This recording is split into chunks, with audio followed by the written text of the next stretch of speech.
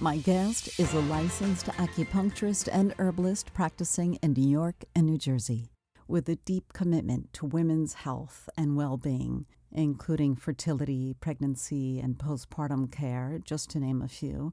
While working in hospitals treating patients with acupuncture, it made her realize that she wanted to create a practice of her own with healing philosophies that combine both Eastern and Western medicine.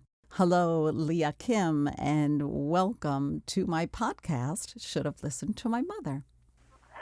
Hi, Jackie. Thank you so much for having me. This is very exciting. I even told my mom about this, and the first thing she said is, make sure I sound incredible. Now, you are first-generation Korean American, is that correct? I am. I'm technically what they call 0.5, meaning I was born in Korea, and I came here when I was very young and was brought up here in the States. So first generation would mean that you were born the first here. Generation being born here. And both parents are Korean? Both parents are Korean. South Korean. Mom's South Korean. Dad's family actually comes from the north. Oh, interesting. Yeah, Dad's mother was incredible. She was able to bring her 6 children by herself all the way from North Korea down to South Korea during the Korean War. Where was her husband? Fighting? My grandfather had passed from a biking accident when my dad was 5 and my youngest aunt was 3. So my grandmother, who is also an amazing person, she raised 6 children by herself, put all 6 children through college by herself, and then when my father got married, she and my youngest aunt, she took my youngest aunt with her, and she immigrated to America by herself and established herself here in New York, and then eventually was able to bring my whole family over. So this is all your paternal grandmother and aunt. This is my paternal grandmother. Oh, my goodness. So they came over. And how old was your dad when he came to the States?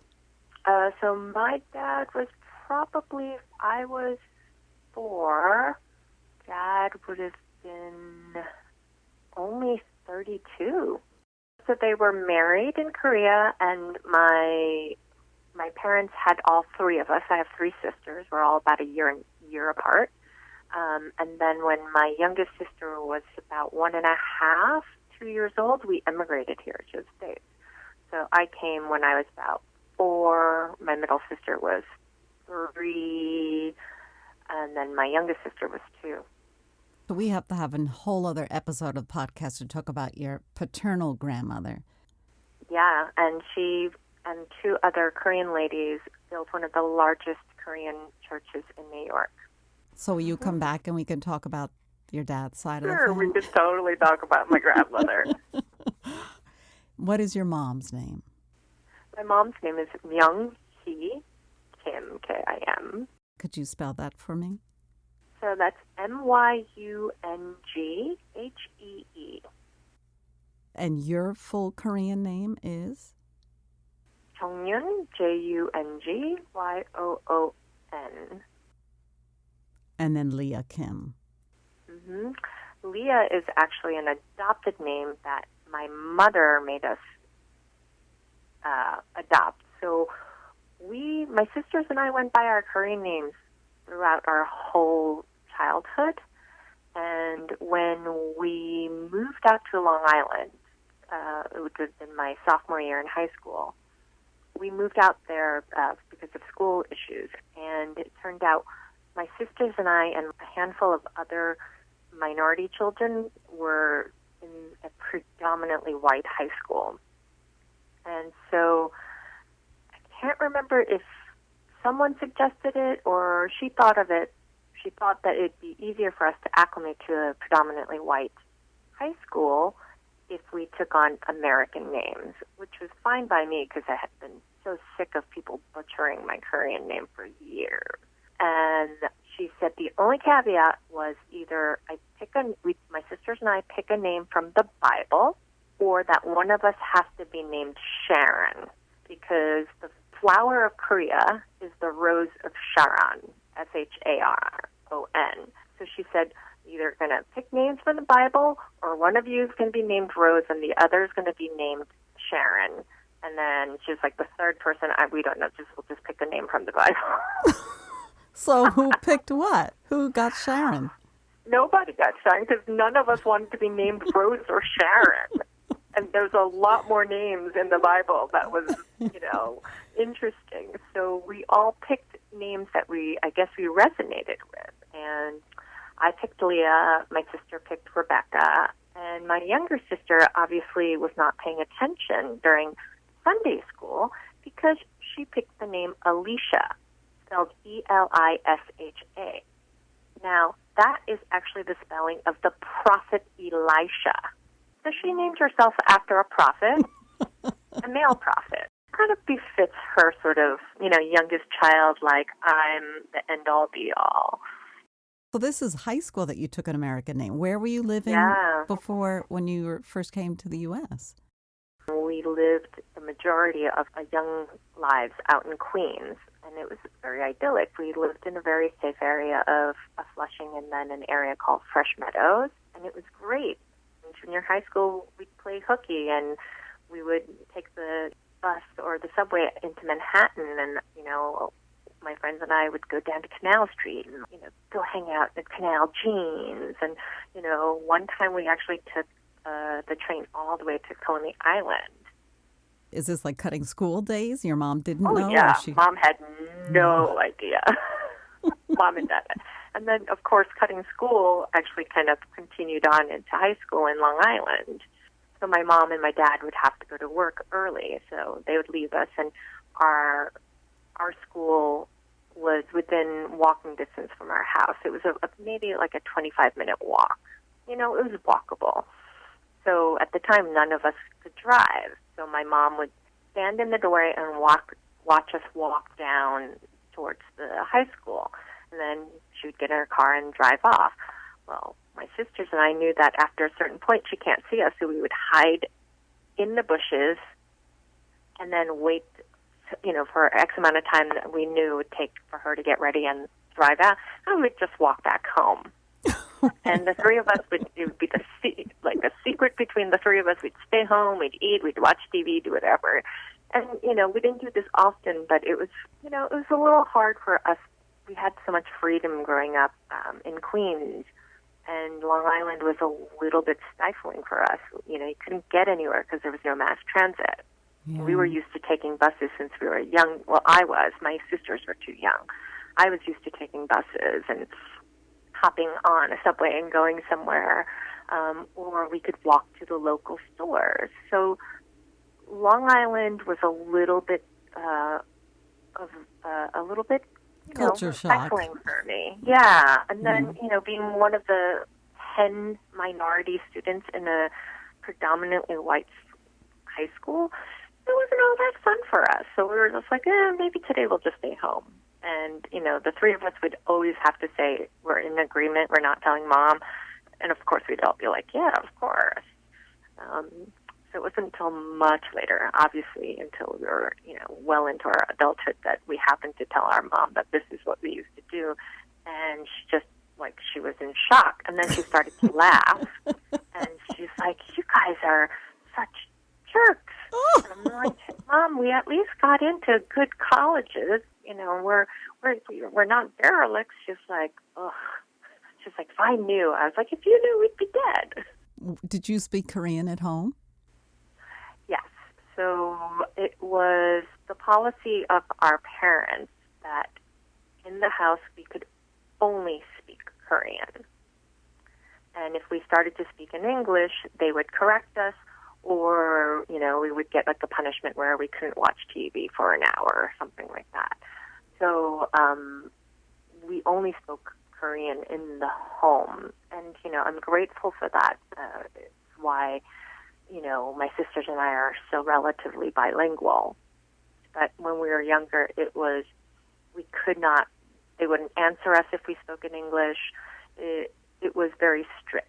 And, as I said, I'm very grateful to my parents. How was your mom's English? my mom being at the time an at-home parent, we had a small community of Korean friends, so she didn't use it that much. It wasn't until later, I would say like later in grade school, where she was offered a job. My mom, having the educational background that she did, someone suggested to her, and so she had to learn how to speak English on the fly, and she actually had to teach herself English while she was teaching English to these young children. No way. She taught English to Asian immigrant children? Specifically Korean children. She was basically teaching herself the lesson that she was going to teach these young kids the next day. Did they know that she didn't really know what she was doing? Oh, yeah, she was honest with them, you know. They would know smart. that, like, she'd be like, you know, they would, of course, know that, like, Mrs. Kim doesn't know how to say these things. And so just to let you know, my mom graduated college as a teacher, and she opened up her own nursery school in Korea. And so she ran a nursery school. So I have very vague memories, but my whole house was a nursery school. It was a building, and we lived in the upstairs, and the nursery school was downstairs. I have these very vague memories of the house, and one of the most dearest memories I have is that my mom had this brilliant idea to create a little cubby, which was a slide, from the upstairs of our home. So I have a memory of sliding down to the nursery.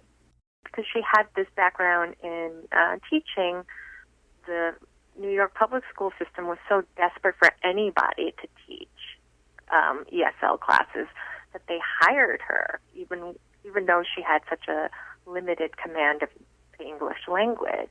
But in those years, you know, she became very proficient, and she taught these kids. And a lot of times these Korean kids, their parents were working 12, 16 hours, and these kids didn't have a place to go after school. And so a lot of times my mom just brought some of these kids home to our house.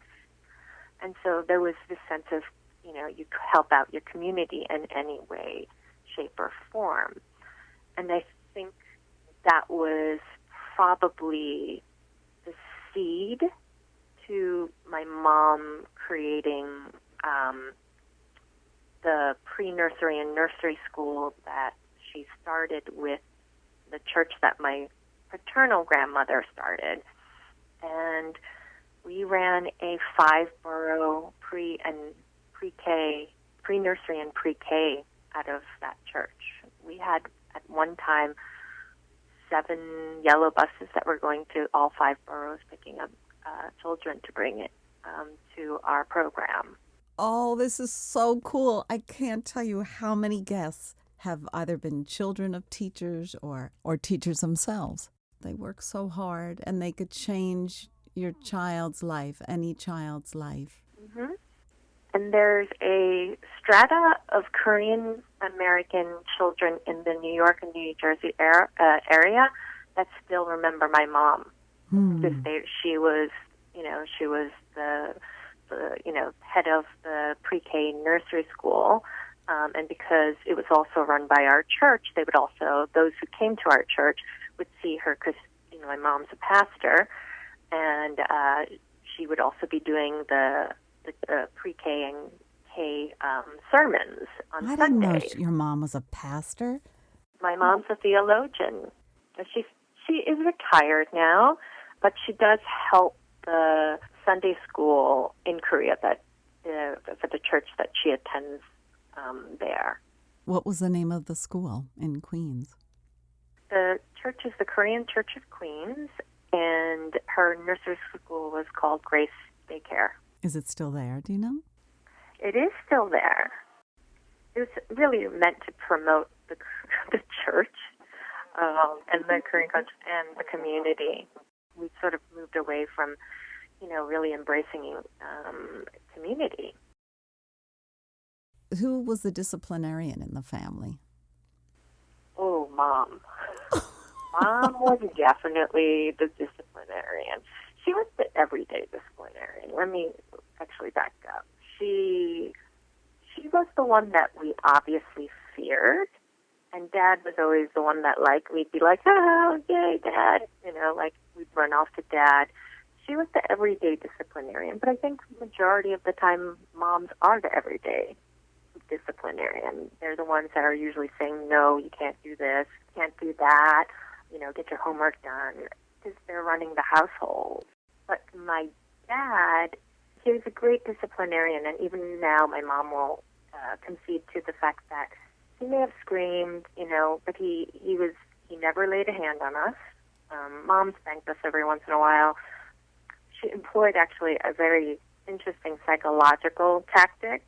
So if we got in trouble, my sisters and I, she would send us out into the backyard, and she would say, go out there and you pick the switch that you're going to, be basically disciplined with. And she said if you pick a bad one that breaks too easily or is too soft, then you're going to get one extra, lash. And so my sisters and I would go out there and would be like, stick. We call it meh, because you'd go meh, right? Mm. And then we'd, walk back in with our little twig, our meh stick, and my mom would, observe it and, kind of bend it. And the majority of the time, she'd just be like, well, this is pretty good, so, we're going to leave it and let it get stiffer. So you guys better get ready for the next time, you get in trouble. So the switch never really hit our bottoms. So, like I said, it was really more a threat. Oh, my gosh. If you were upset, a broken heart, or who would hug you and embrace you and cuddle you, your mom or your dad? We were lucky. Our parents were a lot more affectionate than what other Asian parents were like. According to some of my Asian friends, like growing up, their parents rarely gave them hugs or kisses or, said, I love you. In our family, it was doled out in moderation, but it was doled out by both parents. We were really lucky. If it was like a friendship heartbreak, Mom and Dad would give us very different things. It was interesting. Mom would always tell us to buck up and just give us a hug and tell us to move on. And Dad would be the one that sort of explained things, which sort of was the complete opposite of the way that I think, most people experience their parents. But I think part of that was, my mom is driven and my father is a dreamer. How neat is that? And he's the engineer. The dreamer is the electrical engineer. Yeah. It's funny. I think he sort of picked something he was passionate about, but he picked something that didn't speak to his innate nature. And it took my dad a long time to sort of find the thing he really loved doing and was good at. My mom was much more of a pragmatist, and, the pragmatic side of me comes from my mother. And, she always knew she wanted to be a teacher. She was good at it. She always had all these kids around her. She knew how to set them up and make sure that they were eating, put their shoes away. She was very much a pragmatist. So when it came to sort of the, boo-boo kissing and the hugging, not so much. It was pretty much Dad who'd be like, you're going to be okay, let's dust that off. And because of that, I think my sisters and I were much more lovey-dovey to our nieces and nephews. We're always kissing them, hugging them. We tell them we love them a lot more than I would say my counterparts, my friends who are of our age group and our ethnicity. If we needed a hug, they'd give us a hug. And you know what? Now, speaking to you, I just had a memory. I remember once asking my parents, why don't they ever really say, I love you? And, I remember it was my mom explaining that in Asian culture, they don't always say, I love you, but that they say it in what they do. They show you it know, with their and they actions. show it, right? And I remember her saying, we show it because we make sure you're in clean clothes. We show it to make sure that you're always having good, fresh food. You know, we show it because sometimes we discipline you so that you become a good person. So I remember that because I remember being a kid and watching on TV, or if I went to friends' homes, they'd just be like, I love you, honey, you know, like, be good. So Bye, how old were sweetie. you? This is pretty great that you vocalized what you were thinking and feeling. Were you in high school already at this point? No, this is grade school. I know it's grade school because I remember having a similar conversation with my mom and my dad. My dad didn't want to answer the question, but my mom did. So, do you remember, oh gosh, what was that show? It had Ricky Schroeder, Silver Spoons. So this was a sitcom in the, I'd say, early 80s, and it had Ricky Schroeder, who was like, you know, the teen dreamboat. You know, it was like this very blonde, Aryan child on TV. And, you know, I was just completely fascinated with this kid. And I remember one day I was in the bathroom pooping. That's what I was doing. And we only had one bathroom, so we had to be pretty comfortable and open with just, you know, walking in and being like, sorry, I have to wash my hands, or, you know, whatever. And I remember I was pooping, and my mom had to come in to get something in the bathroom.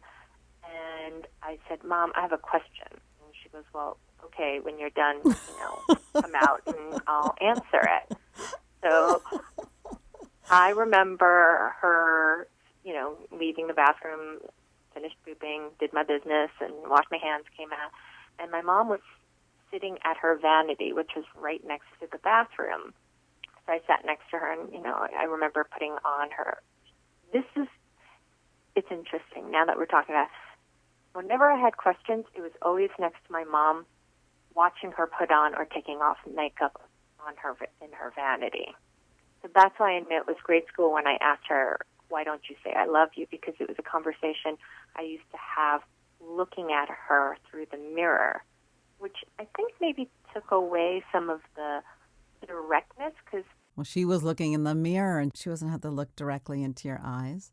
right, we were talking through each other through the mirror. Wow. Because, yeah, it's funny now that I think about it while I'm talking to you about this on the phone. In Asian culture, to show respect, you don't stare into your parents' face. Like, you don't have eye-to-eye contact. You know, you show respect by slightly lowering your eye, right? Mm-hmm. And this was actually a huge problem. It took my parents a long time to figure out what the hell was happening, because my sisters and I can't. My sisters had the same experience. We would go to school, a teacher would be telling us something, and we would lower our eyes out of respect. And the teacher thought we were being disrespectful and not paying attention, and we would get reprimanded, be like, look at me when I'm speaking to you. So then we would look at them because they were speaking to them, right? And then when we went back home and my parents were telling us something, we would look at them because they were speaking to us, and then they'd be like, you know, how dare you? That's a sign of defiance, right, in Korea. So they'd be like, don't look at me that way, you know, and then so we'd be completely confused. And it took us a long time until one day we realized that was the thing. And my mom and dad realized that we were confused as to where the hell we were supposed to look when we were talking to them. So I think the whole reason we would have questions, you know, it's so interesting when you start talking about these things, what comes up. It was easier to ask questions because we were speaking to each other through the mirror, and, you know, she was always doing something. So it was never like we sat down in a TLC movie where you see mothers and daughters sitting down and be like, so, honey, you know, do you have This any is how it works. yeah, like, no. Yes, it's My parents never easier to had have that. the conversation. Oh, my Exactly. gosh. If we were going to have a conversation like that, like sitting across from each other, Mm-hmm. we were in big trouble. That was it. We were obviously in big trouble if we were going to have a conversation like that. But if we were having a conversation where I'd ask questions, interestingly, with my mom, it was generally when she was putting her makeup on or taking it off, and we were talking to each other via the mirror. So what was the question? Was the question the I love you? How come you don't say I love you when you came out of the bathroom? Well, that was, or was the cute blonde, that was the Aryan? No, I asked her, I was like, Mom, do white people poop, or is this something only Koreans do? And I remember her laughing. Yeah. And she goes, no, everybody poops. Oh, and my I was gosh. like, even Ronald Reagan, the president of the United States? She goes, yes, everybody poops. I'm like, even my teacher? She's like, yes, everybody poops. Pooping is a natural thing. I'm like, I don't think Ricky Schroeder poops. And she was just like, he does. I'm telling you, he poops. And I'm like, they never show him pooping on TV. And she was like, well, pooping is very private. And I said, but do you come in when I poop? And she says, that's because we're family. She's like, pooping is never something that's embarrassing when it's family. So. And I wonder when she and your dad were together late at night talking or something, would they just be laughing hysterically? Oh, I'm sure. I mean, Like Rick you and tell I. your husband, like, oh my God, guess what? Guess what your daughter said today? She thought that the president of the United States didn't poop because he was white. You are comfortable talking about a lot of things that, other people would say, can I say this? Yeah, oh my God, my whole family loves talking about poop. Like, it's such a natural thing, and it's such an important thing to understand about your body because it's such an indicator of health. Absolutely. Right? It's cleansing. You don't want those toxins building up, It's No, very important. It's very cleansing. It's very cleansing. It's also, for a lot of people, their only time that they're actually being still. Being still. Oh, my gosh, and right. listening to their bodies, right? Mm-hmm. Letting their bodies make the decision instead of them controlling everything. Exactly. It's one of the very few times where you truly have to be relaxed to be able to go. So I am Jackie Tantillo, and you're listening to Should Have Listened to My Mother, a weekly podcast where I get to have these wonderful conversations with Leah Kim, who is my friend and my acupuncturist and a healer, and we talk about nutrition and well-being, physical and mental. You are so generous with these stories. You told me a story, how your mom used to have you go outside in the freezing cold, not a lot of jackets to build up your immune. Can you tell that story? So my mom, it's a little bit of tradition in Korea. They don't do it because I think now they think it's child abuse. The idea is to start to, toughen up your children's immune system. So when we were little, my mom would send us out into the backyard in the middle of the winter or at the start of the winter when the air was cold or if there would be snow. And she would send us out in shorts and maybe a hat and a light sweater and boots or something. And she'd tell us to go stand out there and play or stand out there, for some time, and then she'd let us in. And obviously we'd have something warm to drink after, but the whole point of it was to get our bodies acclimated to the cold. Well, so now you can imagine, here is my mother standing inside, watching us from inside, and here's her 3 little Asian daughters basically running around in the backyard in their underpants, right? And our neighbors looking through the window going, what the hell is this woman doing? Her children are running around in basically half naked outside in the middle of winter. And I guess at the time we had, on one side of our house, we lived in a duplex, was a Japanese family who totally knew what we were doing, and never said anything, we'd wave to each other.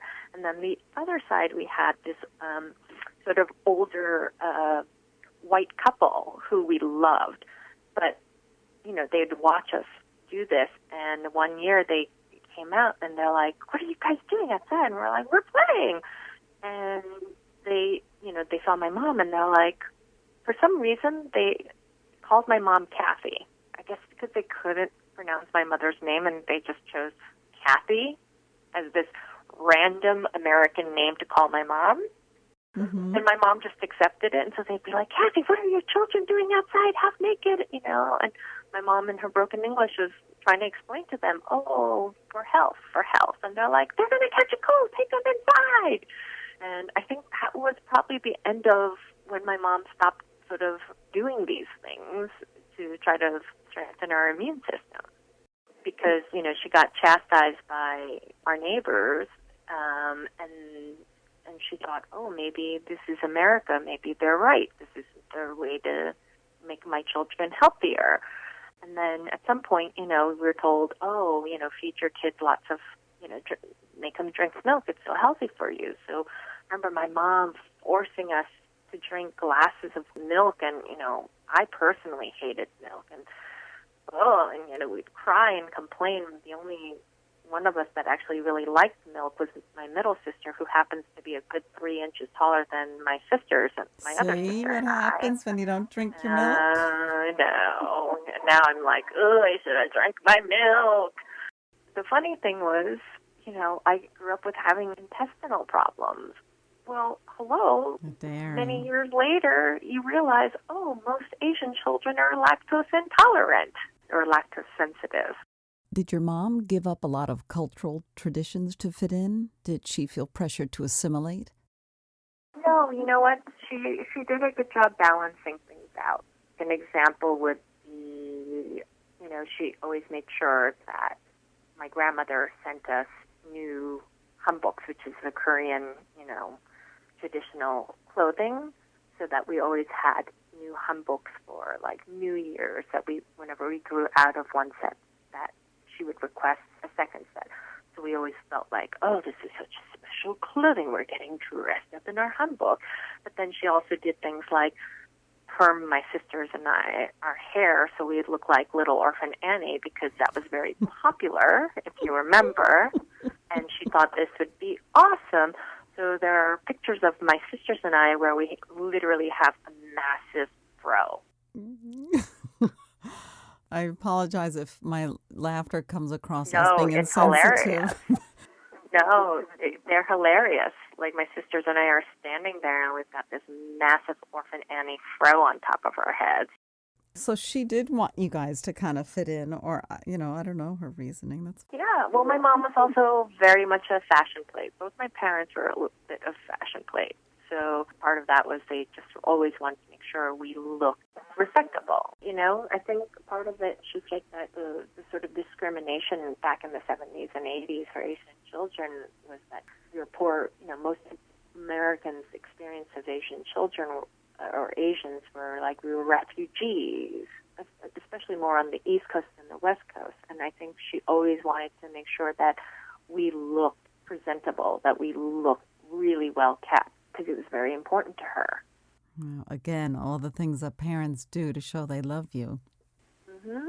without the kids really thinking about it or knowing about the reasons why. Well, you also mentioned something about chasing the chicken down the Long Island Expressway. Oh. We are running a little late because I still want to talk about your business and all the magical work that you do, but is there a way we could share this? So this is a very infamous story. So my sisters and I were all away in college, and at that time my grandmother was living with my mom, and I remember calling my mom and saying, "Hey, Mom, what's up? What's going on?" And she was like, "Oh, things are a little exciting at the house." And I said, "Why?" She's like, "Your grandmother, who is also a hoot, she's building a chicken coop in the basement. She's amazing. She's the one that taught me to knit, to sew, to cook." And I was like, "Why is she building a chicken coop in our basement?" She goes, "Well, we found a chicken on the LIE." Just the statement alone, we found a chicken on the Long Island Expressway. I'm like, what?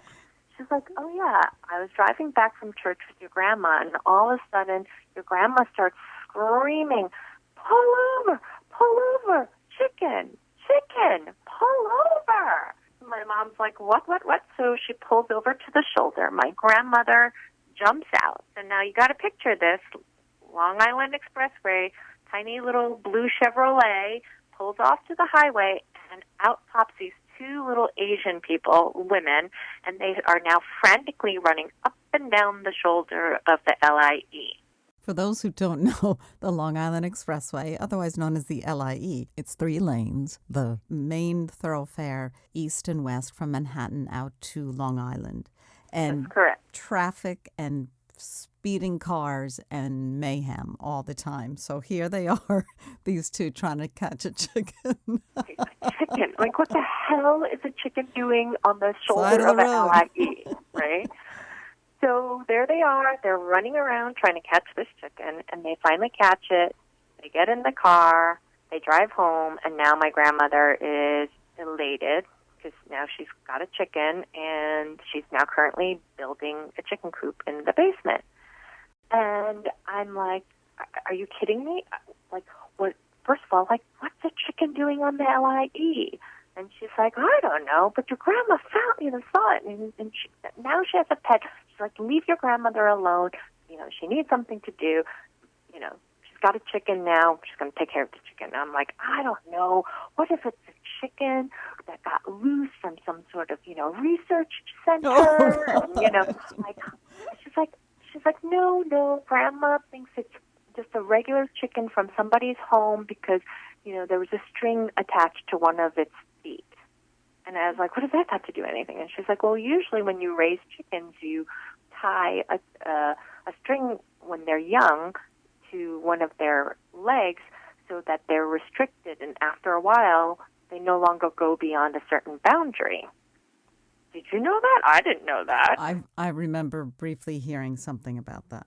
I don't know so, if it's cruel and unusual punishment or... Exactly, but this is how my grandmother justified that this was not a radioactive chicken, that somehow got loose from a research center. There was a string attached to its ankle. So the chicken stayed in the basement, and then spring came, and it was spring break, so my sisters and I were all heading home.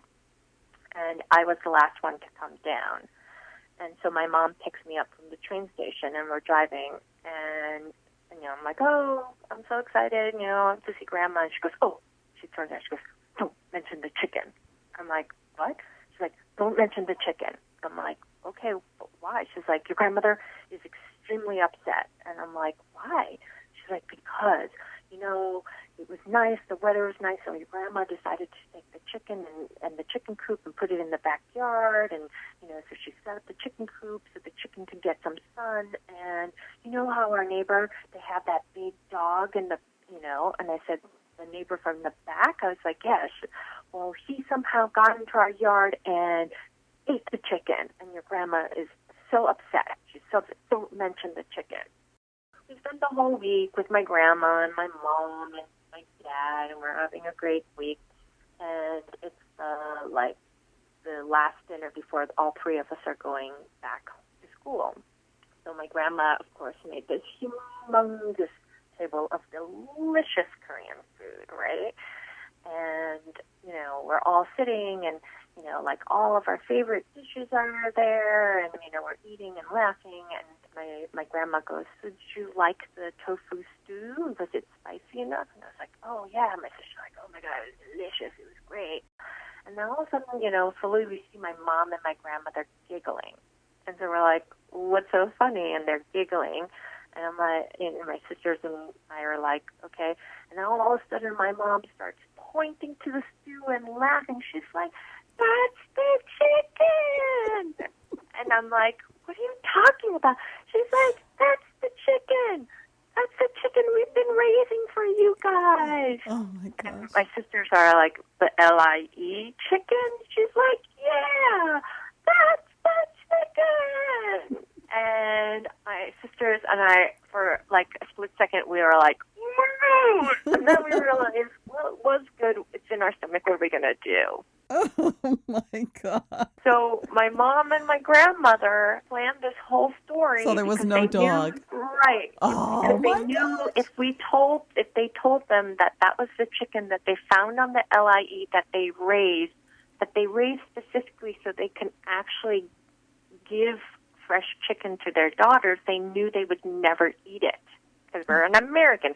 Why would I eat a chicken that you just freshly killed? Especially when they found it on the LIE. They were in cahoots the whole time. They completely made up the story so that they can present the tofu chicken stew that we, of course, devoured. Oh, So it was great. deception to just be able to give us, love through fresh chicken. Always love first. Love shown in all different ways. We're lucky. Our family has a very good sense of humor on both sides of the family, and I think this was just one way of deciding to get a good laugh out of their children. We have so much more to talk about. You went to RISD, and then you went on to get a master's in science and become an acupuncturist and a healer and a doula and a yoga instructor and a cranial sacral practitioner. You certainly are so giving to your patients and clients and friends. And it comes through in so many ways. So I want to thank you for sharing all these wonderful stories so we get a little bit understanding of not only the cultural differences, but just each of our life experiences. They're all unique and special in one way, shape, or form. Well, thank you for having me. And now I'm going to have to call my mom and be like, Mom, did you realize that when we talked through the mirror, that was a way to circumvent the uncomfortableness that, in our culture of like talking face to face, like that was a total eye-opener for me. That's pretty cool. It happens when I start these conversations. It just makes the wheels start to spin. And that's one of the many wonderful things that I love about doing this. So I'm glad that came to mind. I'm really glad. Leah Kim, acupuncturist, practices in New York and New Jersey. If anyone needs any help with so many different issues that we're all afflicted with these days and you're in the area, I suggest you get in touch with her, or you could always reach out to me at Jackie@shouldhavelistenedtomymother.com. It is a weekly podcast that I get to host. Leah Kim has been this week's guest. Thank you for joining me.